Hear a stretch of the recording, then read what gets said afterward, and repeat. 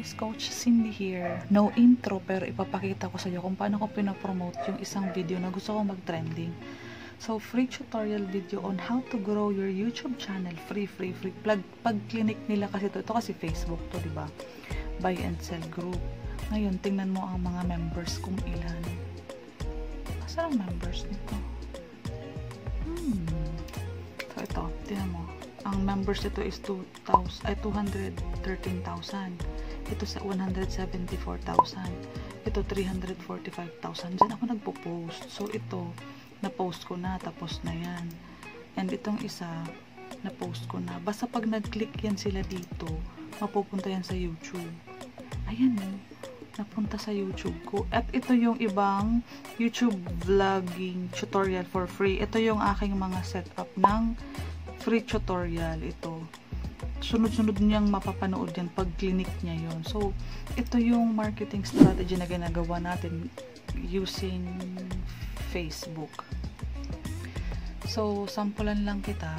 So, ito natapos ko na. Pupunta ako dito. Ito 3,000. Ay, hindi. 345,000. Pag clinic ko yan, mapupunta yan sa kabila. And then, ika-copy paste ko lang yan dyan para makita nila yung video. Ayan. Ganyan lang. Popost ko lang. Para marami makakita kasi sa first 24 hours kasi na na-upload mo yung YouTube video mo. Dyan yung crucial na tinitingnan ni YouTube kung ano yung performance ng channel mo. And kapag maganda ang click rate niyan, saka maganda ang status ng kaka-upload mo pa lang na video, mataas ang chance na ipopromote yan ni YouTube. So, araw-araw posting lang. Araw-araw posting. So, tinitinan ko dito kung alin yung video na yun. Ito yun, oh. So, naka 451 views. So, nadagdagan ako ng 50 views ngayong araw lang. Ito yun siya, oh. Ito. 1 million views. Nadagdagan siya ng basta kagabi kasi 400 lang yan ito. So, yung mga comments, ayan, yun yung focus natin. Hello guys, kung nagustuhan mo yung intro ko, yun ang ginagawa ko everyday, yung massive posting. Facebook marketing ang tawag doon. Libre lang naman kasi nag-join lang ako sa mga buy and sell groups and sa mga YouTube community groups. Pinopost ko yun doon. Yung link ng video na gusto kong ipa-trending or yung isang link ng playlist ko. Kasi sa loob ng playlist ko, andun ko na ino-offer yung free training ng sa tutorial ng YouTube. Okay, yun ang ginagawa ko ngayon. And kung nagustuhan mo, pa-like naman and pwede mo naman i-comment kung ano yung mga suggestions mo and pa-subscribe na rin kapag nagustuhan mo. Ito na nga, ito na yung na found out ko na pwede makatulong sa iyo paano mo mabilis ma-reach yung 4,000 watch hours na kailangan mo para ma-monetize ka ni YouTube. Pero given dapat na may 1,000 subscribers or more ka na para yung telepono mo is makapag-live sa YouTube. Kasi nag-try ako, hindi pa talaga eligible. Hindi pa ako makapag-live kapag wala ka pang 1,000 subscribers. So, yun muna ang first i-hit mo. Ngayon, ang advantage kasi ng nag-YouTube live, walang stress. Kasi, isi-set up mo yung cellphone, naka-live lang yan, and then, tuloy-tuloy ka na. Beforehand, dapat, nakalista na yung mga topics mo, yung gusto mong i-tackle, yung gusto mong i-share, para wag namang maging boring yung live stream mo. And pwede siyang magtagal ng 2 hours, 3 hours. Mas pabor yun sa'yo pag mas mahaba kasi, diba naghahabol nga tayo ng watch hours. So kung ang mga live mo is mahahaba, pwedeng panoorin yan at maka-accumulate yan ng mga mas mahahabang hours na makakatulong sa pag-iipon mo ng 4,000 views, watch hours. So, simple lang, hindi ka na mag-i-edit. Wala ka nang gagawing cut, edit, lagay ng notification bell. Wala, spontaneously, para ka lang nag-Facebook live. Pero ito kasi, nasa platform ni YouTube. And ang favorable ditong site is, ang interaction pa ng mga nakakakita dun sa live mo. Nakakadagdag yan at gusto yan na algorithm na, uy, may strong retention or may longer engagement yung mga nanonood ng YouTube live mo.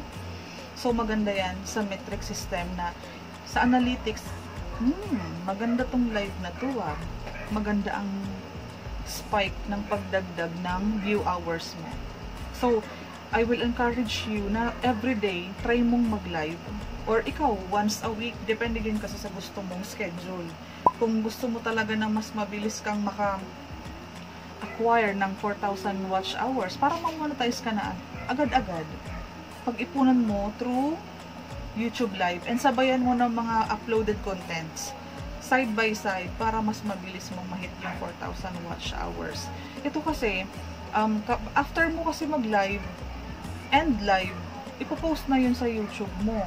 And available na yun. Wala siyang pinagkaiba dun sa mga uploaded content natin. Medyo less free ka lang, wala kang wasted time sa pag-i-edit kasi set up, turn on, magsalita ka lang during your live stream and post. Tapos na. And lalabas din naman yan sa sidebar, sa homepage. Andyan din lang siya, wala siyang pinagkaiba. Ito lang kasi is YouTube Live, hindi siya uploaded content, pero wala siyang pinagkaiba sa pag-gain ng views mo, sa pag-gain ng new subscribers mo, and sa interaction naman doon sa comment box, meron pa din points yan. Maganda pa din kung may interaction, napopromote mo yung sarili mo, yung YouTube mo napopromote mo, yung niche mo, yung mga pwede mong i-offer. Mariremind yung mga subscribers mo na, si Ma'am Cindy pala, online coach, nag-o-offer pala siya ng free tutorial para dun sa mga gustong mag-YouTube vlogging. So, ganun siya. Free promotion, kasi di ba sabi ko sa'yo, bago pa lang ako sa YouTube, kaka-monetize pa lang naman ng YouTube channel ko, so kailangan kong mag-invite ng mga bagong manonood sa YouTube ko, bagong subscribers, para naman manood sila ng YouTube channel ko and mga videos ko. Kasi sa YouTube, hindi naman pinapromote yung buong YouTube channel natin. Basta may isang video ka na maganda ang performance, ino-offer niya yon, ina-advertise niya sa sidebar, sa homepage, suggested video, sa next video, sa upcoming videos. Yun lang ginagawa ng YouTube. So, kailangan mo magpapansin. Kaya, kung nakita mo yung introduction ko, kung paano ko pinopost yung single link tungkol doon sa pinaka-favorite video link ko or video topic, yun ang everyday kong pinopost. And everyday, nagiging siya ng 100 new views. Eh, malay mo naman may mag-subscribe, di ba? Yun lang. Free marketing sa Facebook. Post lang ng post. I-advertise mo yung sarili mo kasi as of now kasi baby pa yung YouTube mo, wala pa talaga nakaka-recognize yan. So, kailangan mong magpakilala ka YouTube para, kumbaga, makilala ka na YouTube. Tapos, kapag may magandang feedback, ipopost niya yung mga videos mo, siya na ang mag-a-advertise para sa video mo. Pag may nanonood ka sa YouTube channel mo, or sa mga YouTube videos mo, napapanood yung ads ni Google AdSense. So, gusto yun ni YouTube. So, ang ating goal is gumawa ng mga content, maraming content, para maraming views ang mapunta sa'yo, di ba? Kasi ikaw, nag-earn ka pa ng 4,000 watch hours. Ako naman, ang focus ng mga na-monetize na is mag-upload ng madami, maghikayat ng mga new watchers para mapanood at mapangkilik yung ads at the end of the month, meron kami magandang revenue. So, ganun lang. Okay? Kasi, sa marketing strategy, kailangan mo talagang magsariling sikap sa simula. Okay? Kailangan mo muna magtanim bago ka umani. Kailangan mo muna mag-invest ng time, effort, good content, massive promotion para continuously, kapag na-recognize ka na ni YouTube, si YouTube na ang mag-upload or ang mag-promote sa mga newly uploaded video. Yan yung sinasabi natin, hashtag how to get noticed by YouTube. So, napagod ako doon. Pero hindi ako titigil sa pag-encourage sa'yo na medyo bilisan mo nang matuto or maging confident ka magsalita sa harap ng YouTube live mo kasi ang laki ng pwede maging effect nito sa pag-gain mo. Focusing tayo ngayon sa pag-gain mo ng 4,000 watch hours.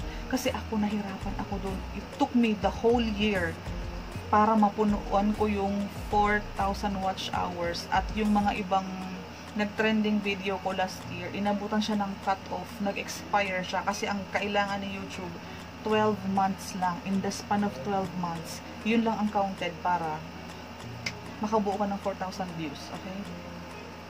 So, ito yung pinaka sinasabing secret revealed na hindi pa masyadong ginagawa ng mga baguhang small YouTuber pero kinukuha na tong advantage side ng mga old YouTuber na. So, mag-observe ka, mag-research ka kung anong ginagawa ng mga nauna sa'yo. And, i-copy mo yung mga ginagawa nila, i-modify mo, gawin mong sarili mong content para, di ba, mas maganda yung original, hindi ka copycat. So, maiiwasan mo yung copyright system na violation na ayaw ni YouTube. And, yung interaction, pag nakikilala ka na kasi ng mga subscribers mo, yung engagement nila and yung retention na gusto nating mangyari is pwedeng nandiyan. Kasi manonotify sila kapag ay nag-live si Ma'am Cindy, ano kaya ang bagong i-offer niya ngayong gabi. So yun siya. Longer watch time, makakakuha ka ng mas maraming oras. Kasi once nag-live ako, 30 minutes nga lang yung live ko eh. Pero alam mo, after yung live, nung inan ko na siya, may nabasa akong accumulated estimated 5 hours additional sa aking watch time. So, 30 minutes lang yun. Ibig sabihin, madami ang nanood noong 30 minutes. Kaya ako naka-acquire ng 5 hours.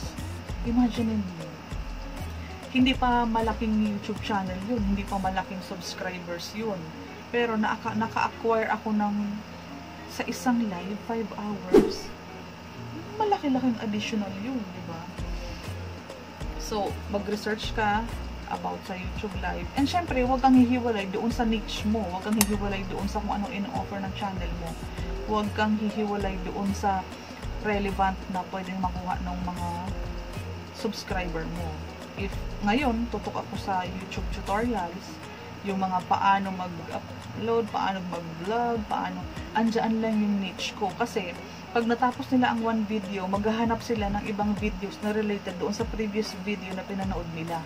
And I'm happy na makita na yung mga suggested video, next to play video na ino-offer ng YouTube channel ko, nakikita ko na related siya doon sa unang pinanood. Kasi sine-check ko kasi yan sa ibang YouTube channel. Nag-open ako ng ibang YouTube channel.